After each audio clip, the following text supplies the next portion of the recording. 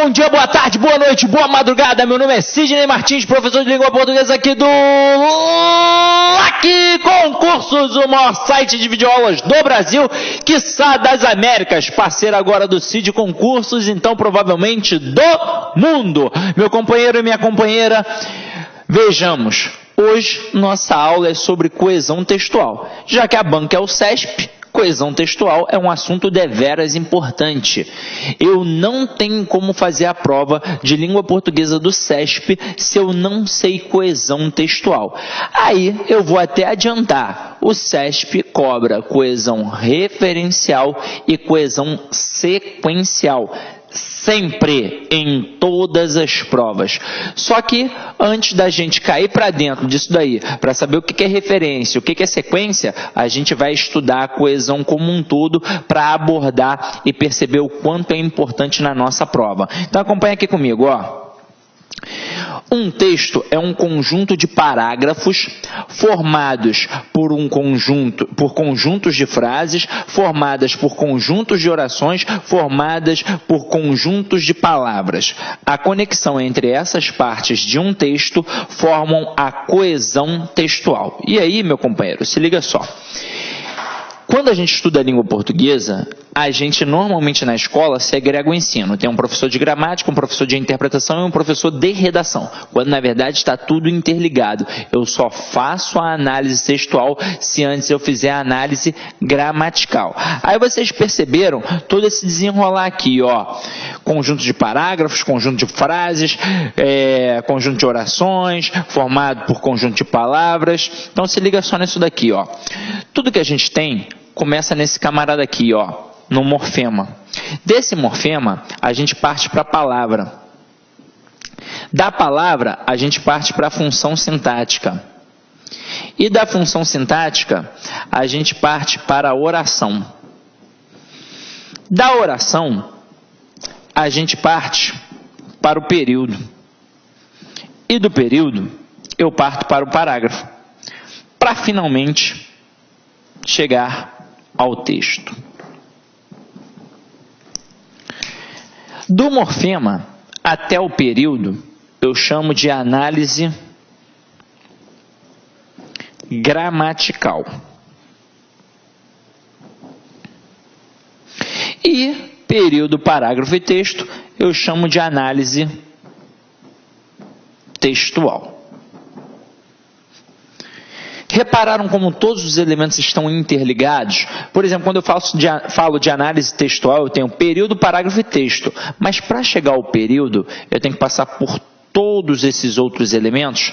E aí, esses conjuntos que se relacionam, que estão aqui, ó, que vão formar a coesão textual, eles se relacionam de diversas formas, seja elementos que vão concatenar através de uma estrutura, fazendo uma ligação, uma referência, ou uma concatenação de ideias. Então, eu tenho que me ligar nisso aqui, ó. A palavra texto vem do latim testum, que significa tecido. Assim, a coesão constitui as conexões entre os fios do tecido ou entre as informações, de modo a garantir que o texto pareça um conjunto harmônico. Dizemos que um texto está sem coesão quando suas ideias não estão claramente relacionadas. Como assim, Sidney? Vamos lá.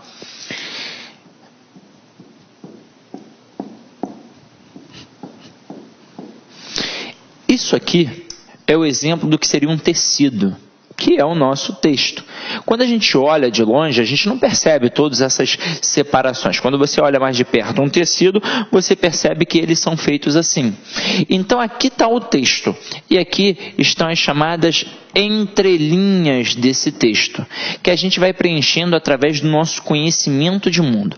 Quanto maior o meu conhecimento de mundo, maior a minha capacidade interpretativa. Só que você está vendo que esse texto, ele possui estruturas que são interligadas. Se as relações não estiverem adequadas, aí a gente diz que o texto não é coeso. Como esse texto não vai ser coeso? Quando um elemento não fizer parte da outra estrutura, forem termos soltos. Agora, eu posso ter termos soltos e posso ter um termo que está até junto, mas se eu não tiver ali utilizado uma conjunção adequada, o meu texto não vai estar coeso. Se eu tiver repetido várias vezes a mesma palavra, o meu texto não vai estar coeso. Então, se eu não fizer o mesmo número de parágrafos com o mesmo número de linhas num texto, de repente o meu texto também não estará o quê? Coeso. A gente pode até aqui citar 2 exemplos aqui para a gente reparar a diferença de coesão para coerência. Então, bota aqui, ó. Eu não simpatizo com Atadolfa. Ponto. Ela é bonita, simpática e sempre me ajuda. Esse é o texto 1. Agora o texto 2. Mar, brisa, suave, coqueiros. Aí vamos pensar qual é a diferença de coesão para coerência. Coesão, a gente pensa em estrutura. Acho que até o momento agora vocês pensaram em estrutura. E coerência tem a ver com um sentido. Então vamos perceber que a coesão trabalha em prol da coerência. Mas nem sempre o texto coeso será coerente. Assim como o texto coerente nem sempre será coeso. Olha o primeiro exemplo aqui. Eu não simpatizo com Atadolfa. Beleza. Então aqui tem um exemplo que a pessoa que está falando, esta primeira pessoa aqui do singular, não simpatiza com a Atadolfa. Agora, por quê? Aí vem ela, é bonita. Quem é bonita? A Atadolfa. Simpática e sempre me ajuda. Aí vamos pensar. Esse texto, ele está coeso, porque eu não simpatizo com a Atadolfa. Ela é bonita, simpática e sempre me ajuda. Ela quem? A Atadolfa. Então eu utilizei aqui um termo que faz uma retomada de Atadolfa, o texto está interligado, beleza, bonitinho. Então aqui eu tenho um texto coeso. Agora, se a Atadolfa é bonita, é simpática e sempre me ajuda, que motivo eu tenho para não gostar da Atadolfa? Que motivo eu tenho para não ser simpático à Atadolfa? Nenhum. Então o texto está coeso e incoerente. Porque quando a gente fala de coerência ou incoerência, coerente é aquilo que faz sentido. Então não faz sentido eu não gostar da Atadolfa, já que ela só tem atributos positivos. Aí você podia falar assim, é uma recalcada, Sidney. Então vamos lá, ó. Se a pessoa é bonita e simpática, pô, tudo bem. Vamos supor que seja a questão da inveja pela beleza e pela simpatia que a outra pessoa possui. Mas caramba, ela sempre me ajuda. Então como é que eu não vou gostar de uma pessoa assim? Muito incoerente, não é? Agora, olha o próximo texto. Mar, brisa suave, coqueiros. Vocês estão vendo que aqui eu coloquei 3 expressões e nada faz a ligação entre as expressões. São expressões soltas, beleza. Então aqui não é coeso. Tranquilo. Só que estes elementos, eles possuem o mesmo campo semântico. Faz a gente pensar numa ideia maior. Quando eu penso em mar, brisa suave e coqueiros, isso remete a quê? A ideia de praia. Então faz eu pensar na palavra praia. Ao pensar na palavra praia, eu vejo que as expressões possuem um sentido. Então o texto é não coeso, porém um texto coerente. Tô gostando de ver, Sidney. Mostra mais um pouquinho aí pra gente ver como é que funciona. Então vamos lá, ó. Vamos pegar aqui nossos exemplos. A gente já sabe então que o texto, possui diversas conexões. Vamos começar a trabalhá-las. Então, olha aqui, ó. Os alunos chegaram cedo, mas a porta da sala estava fechada. Decidiram, então, passar na secretaria a fim de descobrir o que aconteceu. No caminho, os discentes encontraram a diretora, a qual lhes disse que o professor estava doente. Então, vamos lá, ó. Todos os elementos que eu coloquei aqui vermelho são elementos que vão trabalhar a coesão textual. Alguns vão fazer uma coesão referencial e outros vão fazer uma coesão sequencial. Daqui a pouco a gente vai entender um pouco melhor.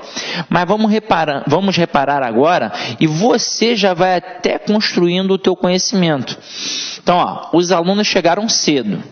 Então, vamos pensar. Se eu estou falando de alunos e se eles chegaram cedo a qual local? A uma escola, provavelmente, ou a um curso, já que eu estou falando de alunos. Eu não vou falar que os alunos chegaram cedo, sem mais nem menos, a uma padaria, não é verdade? Então aqui, ó, os alunos chegaram cedo, mas, esse mais, ele é o quê? Ele é uma conjunção adversativa. Show? Então, se é uma conjunção, trabalha a coesão sequencial. Afinal de contas, a coesão sequencial é aquela que demonstra a sequência das ideias. Para indicar causa, consequência, finalidade, oposição e por aí vai. Então, ó, mais está indicando o quê? Adversidade. Está indicando contraste, está indicando oposição. Mas a porta da sala estava fechada. E por que alguém utilizaria esse mais aqui? Afinal de contas, qual foi o intuito? Vamos lá. Se os alunos chegaram cedo, eles chegaram cedo porque tinham confiança de que era um horário adequado a chegar.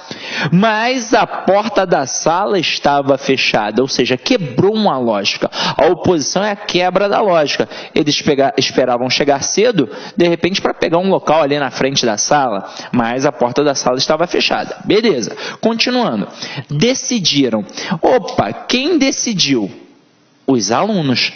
Então, o verbo aqui, ele faz uma retomada da palavra alunos. Até mesmo porque, olha que importante, quando a gente tem o verbo na terceira pessoa do plural sem um referente, nós dizemos que estamos diante de um sujeito indeterminado. Só que aqui tem um referente diante desse contexto, não tem? Então, quem decidiu? Os alunos. Aí, continuando.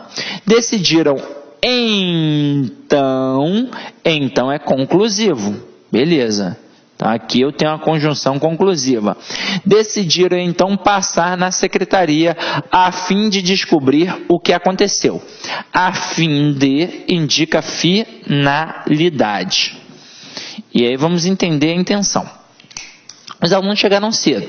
Beleza, mas a porta da sala estava fechada. Opa, alguma coisa precisamos fazer, porque eles esperavam que a porta estivesse o quê? Aberta. Diante disso, eles concluíram que deveriam passar na secretaria. Por isso que a gente coloca, decidiram então, decidiram portanto.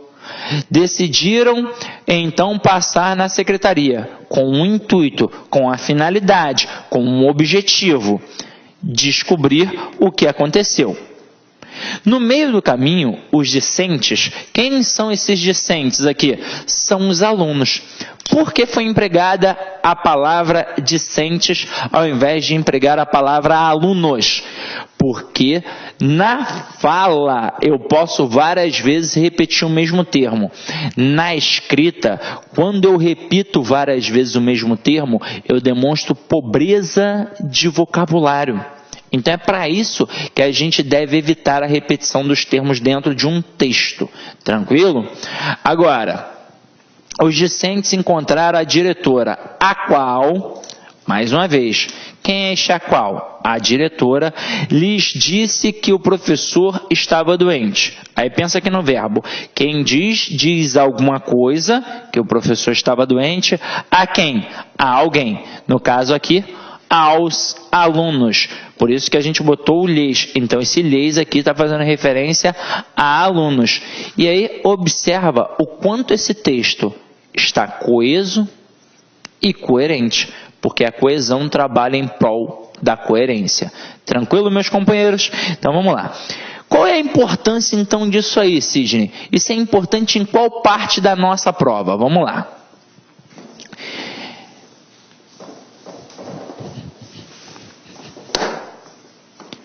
Nas provas de redação, os candidatos são frequentemente penalizados por não empregarem palavras que marquem a transição entre duas ideias ou dois parágrafos distintos.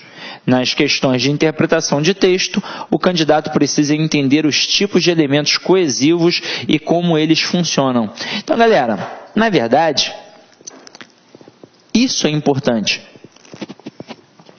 tanto para a interpretação quanto para a produção textual. Até mesmo porque a redação nada mais é do que uma interpretação ao contrário. Então, quando a gente produz um texto para uma prova, é importante que eu esteja atento à ortografia, à estrutura, à coesão e à coerência.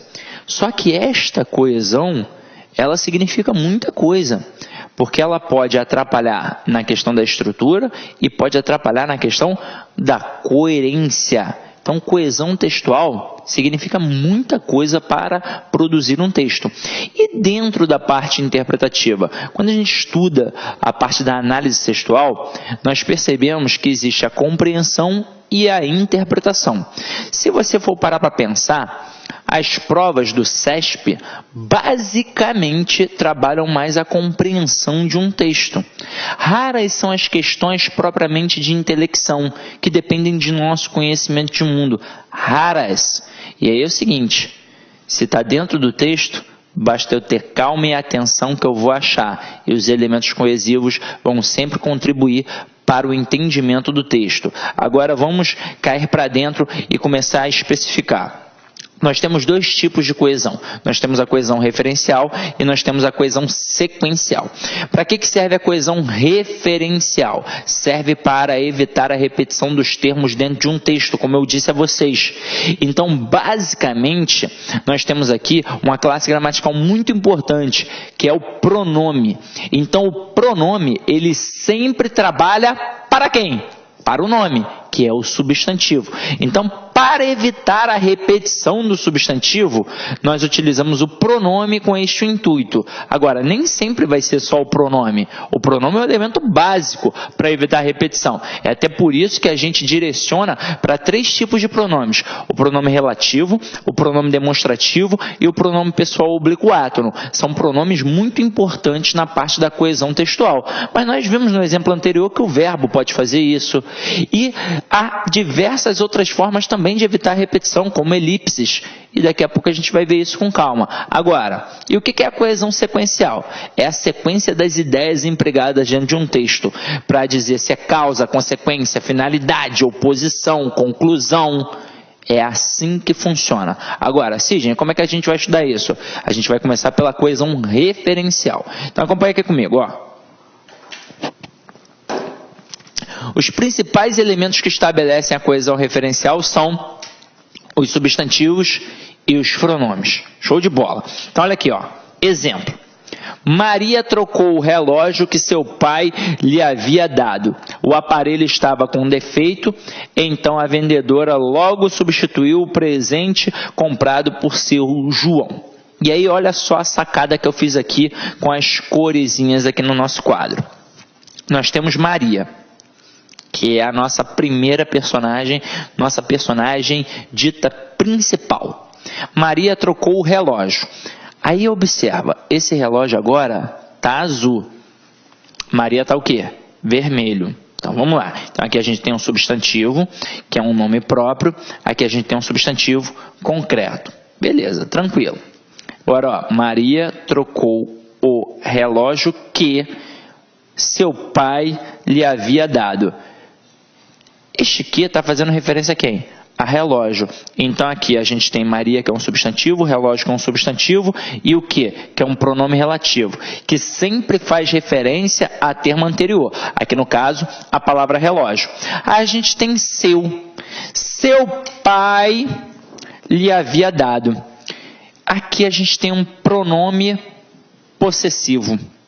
O pronome possessivo, como diz a própria estrutura, ele indica posse. E o pronome possessivo, por indicar posse, vai ter duas coisas. Vai ter o possuidor e a coisa possuída. O pronome possessivo, ele sempre vai fazer referência ao possuidor e concordar com a coisa possuída. Então, de quem é o pai? Da Maria. Então, o seu, este pronome possessivo, está fazendo referência a Maria e concordando com a coisa possuída, que no caso aqui é o pai. Então, ó, seu pai lhe havia dado. Então, o pai deu alguma coisa a alguém. O que o pai deu? O pai deu o relógio. A quem? A Maria. Por isso que está aqui, ó, o lhe, porque deu alguma coisa a alguém. No caso, deu o relógio a Maria. Então, este lhe também faz referência a Maria. O aparelho, opa, mais uma vez azulzinho. Que aparelho é esse? É o relógio. Então, quando a gente tem um conhecimento vocabular mais extenso, a gente prova por A mais B que não precisamos ficar repetindo várias vezes a mesma palavra. Por exemplo, trabalho. Eu não preciso o tempo todo, numa redação, escrever trabalho. Eu posso colocar empresa, posso colocar labor e por aí vai. Agora, o aparelho estava com defeito. Então a vendedora logo substituiu o presente. Opa, que presente é esse? O relógio. Comprado por seu João. Agora repara aqui, ó. Tá vendo que aqui a gente tem um seu? E aqui também é seu? Mas olha a diferença. Este primeiro seu é um pronome possessivo. E este seu aqui, ó, não é um pronome possessivo. É um pronome de tratamento, que está fazendo referência à palavra João. É como se eu tivesse utilizado aqui o senhor João. Seu João, seu João da padaria, seu Manuel da padaria. É assim que funciona. O senhor João da padaria. Viram a diferença das referências? Então, ó, vermelhinho fazendo referência a vermelhinho, azulzinho fazendo referência a azulzinho e verdinho fazendo referência a verdinho. Porque o seu João é o quem? É o pai da Maria. Tranquilo ou não tranquilo? Agora, vamos lá, vamos trabalhar com mais um elementozinho aqui interessante, ó.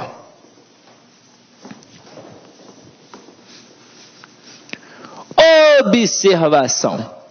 A elipse de um termo também funciona como elemento coesivo anafórico. O que é elipse? Elipse é, na verdade, a omissão de um termo. Então, observa aqui. Comi uma torta de maçã e uma de figo. Porque, na verdade, eu comi uma torta de maçã e uma torta de figo. Então, nós evitamos a repetição da palavra comi. Ou seja, do verbo aqui. Olha o próximo exemplo. A menina comeu pouco, deixou quase tudo no prato. Opa, observa. A menina comeu pouco, a menina deixou quase tudo no prato. Eu preciso ficar o tempo todo repetindo o termo? Eu preciso ter um outro elemento que faça a retomada? Precisava eu colocar a menina comeu pouco, ela deixou quase tudo no prato? Não preciso. Então, nem sempre eu tenho a necessidade de colocar um outro elemento. Basta que eu omita. Então, nós temos aí um exemplo de elipse, que na verdade é um exemplo de coesão referencial anafórica. Agora, eu quero entender isso, Sidney. O que é a coesão anafórica? Vamos lá, vamos brincar aqui. Quando a gente fala dos elementos que estão dentro de um texto, como é que vai funcionar essa relação? Está aqui, ó. Ora, os elementos vão fazer referência a outros que estão depois, ora a outros que estão antes e às vezes até a elementos fora do texto. Quando eu tenho elementos dentro do texto, eu chamo de elementos endofóricos. Basta a gente pensar na aulinha de biologia, ó. Endoesqueleto era o esqueleto dentro do corpo. E o que era o exoesqueleto? Era o esqueleto fora do corpo. Então, ó, os elementos dentro do texto serão os elementos endofóricos. E os elementos fora do texto serão os elementos esofóricos. Então, acompanha aqui comigo, ó. Os elementos endofóricos vão fazer a ligação a um outro elemento dentro do texto. E aí você para e pensa, se eu estou dentro do texto e vou fazer referência a um outro elemento, eu não vou fazer referência a mim mesmo. Ou eu vou fazer referência a alguém que já apareceu ou alguém que ainda vai aparecer. É por isso que eu tenho dois termos. Eu tenho o elemento anafórico e o elemento catafórico. Primeiro a gente vai começar estudando o elemento anafórico. Então aqui, ó, eu tenho anafórico e posteriormente eu tenho catafórico. Mas vamos entender como é que funciona o anafórico. O anafórico vai sempre fazer referência a um termo anterior. Por quê? Porque ele sempre faz um movimento para cima e para trás no texto. Se ele faz um movimento para cima e para trás no texto, só tem como fazer referência a um termo anterior. Vamos ver como é que isso funciona na prática. João era casado com Maria. Ontem ele a viu aos beijos com outro homem. Hoje, ambos vivem separados. Como eu disse a vocês, coesão referencial serve para evitar a repetição. Se fosse uma fala, numa conversa de bar, eu poderia dizer, João era casado com Maria. Ontem, João viu Maria aos beijos com outro homem. Hoje, João e Maria vivem separados. Mas como é um texto escrito, a gente evita a repetição. Então, eu tenho aqui dois personagens principais, João e Maria. Existe algum elemento do texto que faça uma referência direta a João? Existe, não existe? É o termo ele. Existe algum elemento que faça uma referência direta a Maria? Existe, o a. Agora, continuando. Existe algum elemento que faça alguma referência a eles ainda? Existe. Existe o ambos, que faz referência, no caso, aos dois. Aí repara, o ele faz referência a João, que está dentro do texto, portanto uma coesão endofórica, e um elemento que está dentro do texto que apareceu anteriormente, por isso uma coesão referencial anafórica.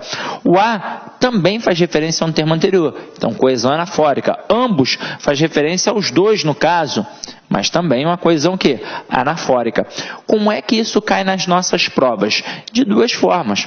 O camarada destaca um termo, como destacou aqui o termo a, e pergunta qual é o referente dentro do texto. Ou diz qual é o referente para nós dizermos se está certo ou está errado. Aqui no caso, o a está fazendo referência a quem? A Maria. Ele poderia fazer uma questão assim. Diga se o termo destacado faz referência adequada ao referente entre parênteses. Aí ele colocaria, ontem ele a viu aos beijos com outro homem. Destacaria o termo a e entre parênteses, por exemplo, colocaria Joana. Estaria certo ou errado? Errado. Se ele colocar Maria, aí de acordo com o contexto que a gente tem aqui, certo. Qual seria a segunda possibilidade? Ele poderia trabalhar a nomenclatura dessa estrutura. E é o seguinte, só quem fez cursinho é que vai acertar algo assim. Quando ele trabalha a nomenclatura, ele vai perguntar se o termo aqui está fazendo uma coesão anafórica, uma coesão catafórica, uma coesão esofórica, uma coesão sequencial. Você que já está esperto, está vendo que faz referência a um termo anterior. Portanto, uma coesão anafórica. Sidney, existe alguma possibilidade do avaliador tentar me derrubar com algo tão simples assim? Existe. Há apenas duas possibilidades. Ou ele vai trabalhar distanciando os referentes, porque aí vai te dar trabalho. Mas aí eu quero que você entenda o seguinte, coesão referencial está ali. Se ele está perguntando qual é o referente, é só ter calma e atenção que eu vou achar. Mesmo que um termo esteja na linha 2 e o outro termo esteja na linha 8, eu vou achar. Agora, segunda possibilidade, ele vai trabalhar os pronomes demonstrativos. Vamos ver como é que isso funciona aqui na prática, na nossa brincadeira. Olha esse segundo exemplo. Neymar e Negueba são jogadores de futebol. Este é craque, aquele é pereba. Se eu tivesse dentro de uma sala de aula com vários homens e várias mulheres, torcedores de times de futebol, e perguntasse agora nesse exato momento quem é o craque aqui no exemplo, a maioria esmagadora responderia Neymar. Afinal de contas, pelo senso coletivo, a gente direciona logo para o Neymar, craque do Barcelona, craque da seleção brasileira. Quem é Negueba? Aí você vai falar, pô, sei lá quem é Negueba. Eu já te digo, Negueba é um prata da casa do Mengão. Então, nesse exemplo aqui, eu te digo, o craque é o Negueba, porque eu sou Mengão. Olá, meus amigos, minhas amigas, sou o professor Luiz Antônio Carvalho, com muito prazer, muita satisfação, estou aqui para fazer um convite muito especial, um convite para todos vocês que vai fazer o concurso da banca com a banca Sensgran Rio. A banca Sensgran Rio tem as suas particularidades, tem as suas especificidades, não só a Sensgran Rio, mas todas as bancas têm as suas particularidades. Pensando nisso, focando os seus estudos, nós aqui da Lá Concurso, juntamente com esse nosso grande mestre, o professor Sidney Martins, que na minha opinião é um dos melhores professores de língua portuguesa do Brasil, nós elaboramos uma super revisão 100% focada na banca Sensgran Rio aqui, com o professor Sidney Martins na parada, né? Professor, quanto custa isso? É isso mesmo, investimento apenas R$15. Você vai ter essa super revisão do Sidney Martins com um prazo de acesso aí de 30 dias. Durante 30 dias você vai poder assistir quantas vezes quiser e na hora que desejar. E eu faço o desafio para você. Se você assistir 2 vezes essa revisão do Sidney Martins, você pode ter certeza absoluta que lá no dia da prova você estará super competitivo para acertar, para enfrentar a sua prova, tá certo, meus amigos? Então tá aí, o convite está feito, revisão Sensgran Rio Sidney Martins, por apenas R$15, 30 dias de acesso aqui na LAC Concurso. Meus amigos, um forte abraço e esperamos vocês aqui na LAC. Tchau, tchau. Fique com Deus. Clique LAC.